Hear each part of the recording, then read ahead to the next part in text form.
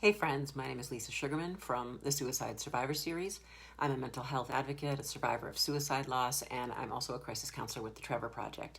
And I'm here because today is World Suicide Prevention Day. And in trying to think of the best global message that would be the most helpful for anybody who's either in crisis or who is supporting somebody who is, I felt like circulating a list of vetted resources would be the most useful information to share. So I've picked a handful of organizations that I typically recommend to people who are in crisis.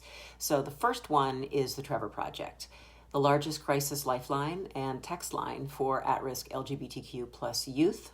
Second one is the American Foundation for Suicide Prevention, where you can go to learn about suicide, how you can help prevent it, and you can also find resources for those who are affected by suicide. Number 3 is the 988 Suicide and Crisis Hotline, and that's a 24-hour crisis lifeline where anyone who's struggling can speak to a trained counselor and find support. 4 is the Society for the Prevention of Teen Suicide, and that's a nonprofit dedicated to increasing awareness, saving teen lives, and reducing the stigma of suicide through very specialized mental health training programs and resources.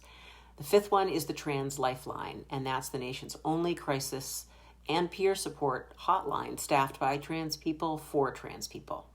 The 6th is Samaritans, who provide support to anybody in emotional distress or is struggling to cope or is at risk of suicide.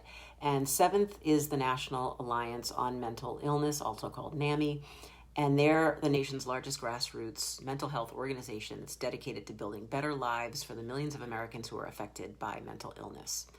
If you or someone you know is in crisis, please don't suffer in silence because you're not alone. Links to all of these life-saving organizations are below, and there are people there like me who want to help. Please share this video so that together we can stop the stigma of suicide.